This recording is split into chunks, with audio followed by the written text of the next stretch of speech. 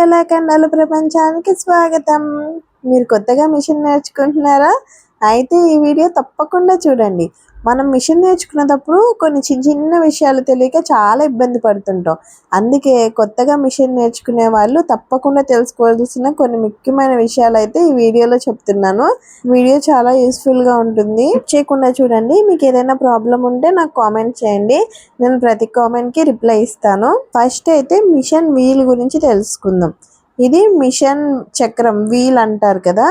ఈ వీల్ ఎప్పుడు కూడా ఈ విధంగా మన వైపుకి తిరగాలి. మనం ఎటు సైడ్ అయితే కూర్చున్నాం మన వైపుకి ఈ వీల్ ఇలా తిరగాలి. రివర్స్ తిరగకూడదు.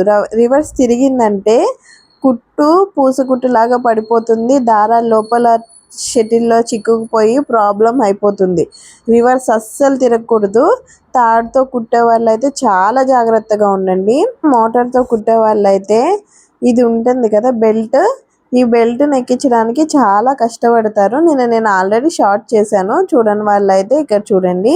బెల్ట్ ఎక్కించేటప్పుడు ఎప్పుడు కూడా ఈ విధంగా ఇలా ట్విస్ట్ చేయాలి. ఇలా చూడండి, ఇలా రివర్స్ చేయాలి. సాఫ్ట్ వైపు లోపలికి ఉండాలి, ఇలా నొక్కులుగా ఉన్నది బయటకు ఉండాలి. ఈ విధంగా మీరు కనుక ఎక్కించారనుకోండి చాలా ఈజీగా బెల్ట్ అయితే ఎక్కేస్తుంది. బెల్ట్ ఎక్కించుకున్న తర్వాత మళ్ళీ ఇలా ట్విస్ట్ చేస్తే నార్మల్గా అయిపోతుంది. ఇలా అయిపోయిన తర్వాత ఎక్కించుకోండి. ఈ మోటార్తో కుట్టే వాళ్ళకైతే అసలు ప్రాబ్లం ఉండదండి. వీల్ వెనక్కి తిరిగే ప్రాబ్లమే ఉండదు. ఎందుకంటే వాళ్ళు అసలు వీల్ని చేతితో తిప్పాల్సిన అవసరమే ఉండదు. అది ఆటోమేటిక్గా ముందుకే తిరుగుతుంది. ఈ ప్రాబ్లం వల్ల ఓన్లీ ఎవరైతే తాడు పెట్టి పాదాలతో తొక్కుతారో మాత్రమే ఈ చక్రం రివర్స్ అయిపోయే ప్రాబ్లం వస్తుందండి. ఎందుకంటే నేను కూడా మిషన్ నేర్చుకునే కొత్తలో ఆవేశంగా వీల్ని ముందుకు తిప్పేస్తాం. ముందుకు తిప్పి ఫాస్ట్గా తొక్కుతున్న ఏమవుతుందంటే ఆ పెడల్ వల్ల మనం ఇలా ఆ పెడల్ కొంచెం మనం వీలు తిప్పే స్పీడ్ కనుక ఆగింది అనుకోండి అది రివర్స్ తిరిగిపోద్ది. అందరూ ముందే మోటార్లు పెట్టుకోరు కదా, తాడులతోనే తొక్కుతారు. అలా ఖచ్చితంగా అందరూ ఇది ఫేస్ చేసి ఉంటారు నాకు తెలిసినంత వరకు.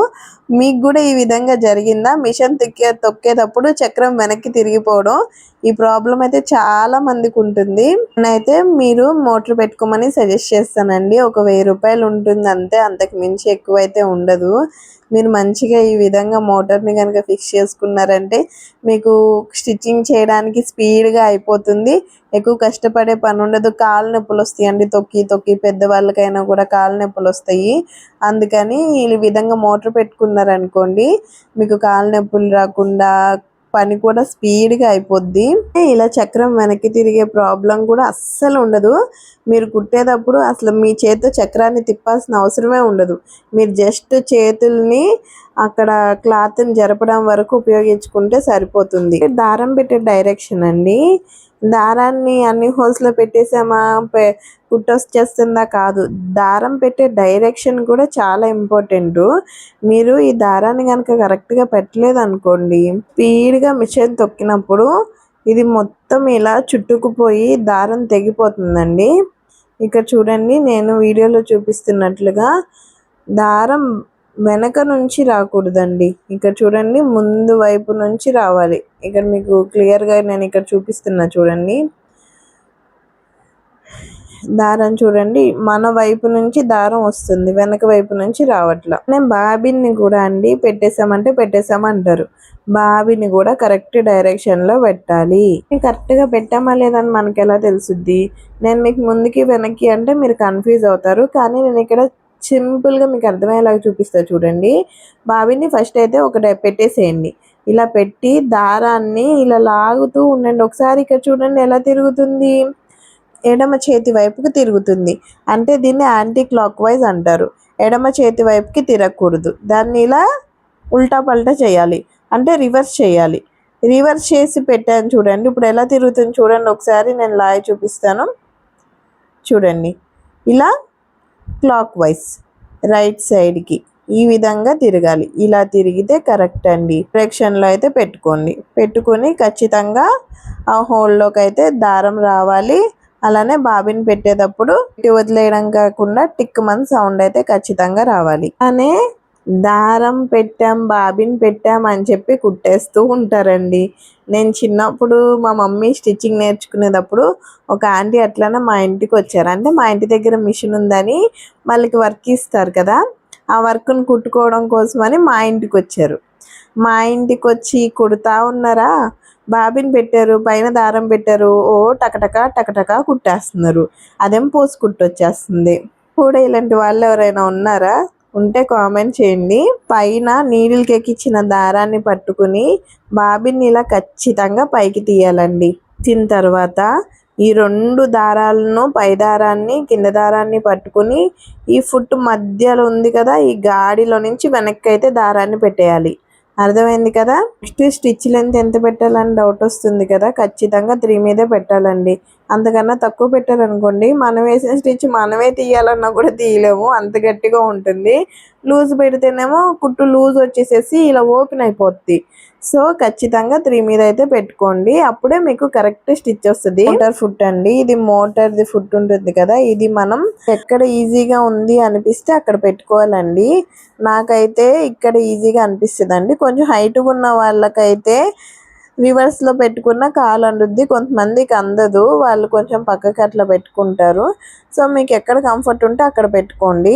మోటార్ని కొత్తగా ఉపయోగించుకున్న వాళ్ళు నేను ఎలా అయితే చూపిస్తున్నానో ఈ విధంగా ఇలా ఇలా ఇలా నొక్కుతూ ఉండాలి. ఒకటేసారి ఈ విధంగా ఇలా టైట్గా పెట్టేసేసి అలా ఉంచేయకూడదండి. ఈ విధంగా ఇలా పెట్టేసాం అనుకోండి, కుట్టు స్పీడ్గా వెళ్ళిపోద్ది, మనకు కుట్టు వేయడం రాదు, భయం వేస్తుంది, టెన్షన్ వచ్చేస్తుంది. స్లోగా అన్నామంటే కుట్టు స్లోగా పడుద్ది, కూడా చాలా ఈజీగా ఉంటుంది. నెక్స్ట్ క్లాత్ పెట్టి కుట్టేటప్పుడు ఈ ప్రెజర్ పుట్ని ఖచ్చితంగా ఇలా కిందకి పెట్టి కుట్టాలి. కొంతమంది అన్ని దారాలు పెట్టేసామా, అన్నీ పెట్టేసామా, టక్ టక్ టక్ కుట్టేస్తూ ఉంటారు. ఇలా దారం మొత్తం కింద పోసు కుట్టు పడిపోయి షటిల్లోకి దారం ఇరుక్కుపోయి మొత్తం ఎన్ని ప్రాబ్లమ్స్ వస్తాయో తెలుసా. ఆ మిస్టేక్ అయితే అస్సలు చేయకండి. ఖచ్చితంగా ఫుట్ కిందకి దింపే కుట్టాలి. అనే క్లాత్ ఈ విధంగా దింపిన తర్వాత వెనక దారం ఉంది చూడండి, ఈ దారాన్ని ఇలా ఒక హ్యాండ్తో పట్టుకోవాలి. క్లాత్ని ఒక హ్యాండ్తో ఇలా 2 ఫింగర్స్తో పట్టుకున్నా పర్లేదు, అది మీ టాలెంట్ని బట్టి మీకు ఏ విధంగా వీలుగా అనిపిస్తే ఆ విధంగా దాన్ని ఇలా పట్టుకుని కుట్టాలండి. ఒక చెయ్యి ఇలా ఒక సైడ్ క్లాత్ చూడండి, ఒక చేతిని ఈ విధంగా పెట్టాలి, ఒక చేతిని ఇక్కడ కానీ లేకపోతే వెనక వైపు కానీ ఈ విధంగా పెట్టడం వల్ల ఏంటంటే క్లాత్ పక్కకి అటు ఇటు జరగకుండా స్టిచ్ అన్నది స్ట్రైట్ స్టిచ్ వస్తుంది. కటింగ్లో కుట్టే వాళ్ళకి స్ట్రైట్ స్టిచ్ అస్సలు రాదండి, వంకర్లు టింకర్లు లేకపోతే చివరికి వెళ్ళిపోవడం కుట్టు ఆ విధంగా వస్తుంది. అలా కాకుండా స్టిచ్ స్ట్రైట్గా రావాలంటే ఇలా చేతుల్ని 2 చేతుల్ని ఉపయోగించాలండి. కొంతమంది అయితే అసలు చేతులే పెట్టరండి, క్లాత్ పెట్టేస్తారు, కుట్టేస్తూ ఉంటారు, అదే లైన్ వెళ్ళుద్దో కూడా తెలీదు. 2 హ్యాండ్స్ ఈ విధంగా ఉపయోగిస్తేనే మనకి స్టిచ్ నీట్గా వస్తుంది.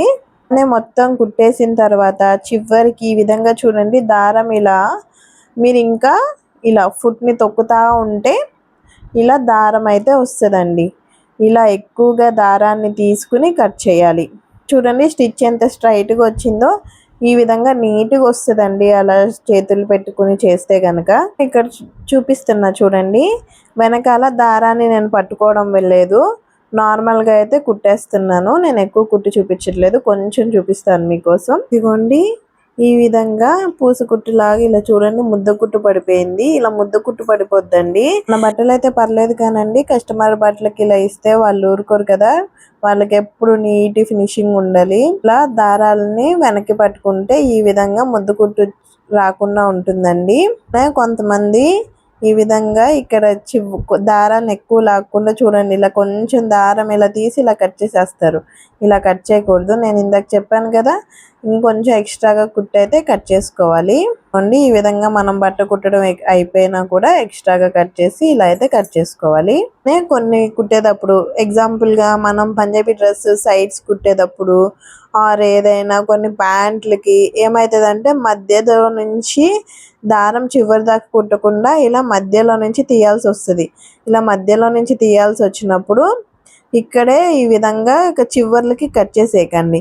ఈ విధంగా చివర్లకి కట్ చేసేసారనుకోండి మీకు దారం అనేది వెళ్ళిపోతుంది అనమాట సూదిలో నుంచి. సో చివరికి కట్ చేయకుండా సూదిని ఇలా పైకి ఇలా లేపి కొంచెం లూజ్ చేసుకుని మనం ఉన్న క్లాత్ ఉంటుంది కదా, ఆ క్లాత్ని అయితే పట్టుకుని ఇలా లాగండి కొంచెం, అప్పుడు దారం అయితే కొంచెం వస్తుంది. ఇలా వచ్చిన తర్వాత ఇక్కడైతే కట్ చేసుకోండి. నాకు కూడా దారాన్ని మళ్ళీ సూదిలో దారం ఉంటుంది కదా, ఆ దారాన్ని ఇంకొంచెం ఇలా లాగితే దారం అయితే ఎక్స్ట్రాగా బయటకు వస్తుంది. అప్పుడు దారం బయటికి వెళ్ళిపోకుండా ఉంటుంది. ఈ మిస్టేక్ కూడా చాలామంది చేస్తారండి. ఇలా కుట్టేటప్పుడు ఈ క్లాత్ని ఆటోమేటిక్గా కింద ఉన్న సిస్టమ్ వల్ల ఇదైతే ఆటోమేటిక్గా క్లాత్ వెళ్ళిపోద్దండి. చూడండి, నేను ఇక్కడ ఏమీ పట్టుకోకుండా మీకు క్లారిటీగా కనిపించడం కోసం చూపిస్తున్నాను. మీరు ఏం పట్టుకోపోయినా కూడా క్లాత్ అనేది ఆటోమేటిక్గా జరిగిపోతుంది. కానీ కొంతమంది ఏం చేస్తుంటారు, అయిపోతుంది అనుకుంటారో, లేకపోతే నేను లాగకపోతే జరగదు అనుకుంటారో, కానీ క్లాత్ని ఇలా పట్టుకుని గుంజేస్తూ ఉంటారండి. క్లాత్ని ఇలా పట్టుకుని లాగుతూ ఎప్పుడూ కుట్టకండి. ఈ విధంగా కుట్టారనుకోండి మీకు సూది అయితే విరిగిపోతుంది. అలానే కుట్టు కూడా ఇక్కడ చూడండి, చూపిస్తాను. ఇక్కడ చూడండి కుట్టు ఎంత నీట్గా పడిందో. ఇది ఇందాక మనం పాదం పైకి పెట్టి కుట్టడం వలన వచ్చిందిలేండి. ఇక్కడ చూడండి కుట్టు ఎంత నీట్గా పడిందో. ఇక్కడ చూడండి కుట్టు పెద్ద పెద్దగా ఎలా వచ్చేసిందో. కుట్టు ఇలా పెద్దగా వస్తుంది. అలానే క్లాత్ కొంచెం గట్టి క్లాత్ అనుకోండి, సూదే విరిగిపోయే ప్రమాదం ఉంటుంది. సో ఇలాంటి మిస్టేక్స్ ఎప్పుడు చేయకండి. మీకు యూస్ఫుల్ అయ్యే టిప్స్, అలానే మీరు చేయకూడని మిస్టేక్స్ కూడా చెప్పాను కదా. వీడియో మీకు యూస్ఫుల్ అవుతుందని అనుకుంటున్నాను. వీడియో మీకు యూస్ఫుల్ అయితే వీడియోకి ఒక లైక్ చేసి కామెంట్ చేయండి. ఇలాంటి మరిన్ని యూస్ఫుల్ వీడియోల కోసం మన ఛానల్ని సబ్స్క్రైబ్ చేసుకోవడం మాత్రం మర్చిపోకండి. Thank you for watching.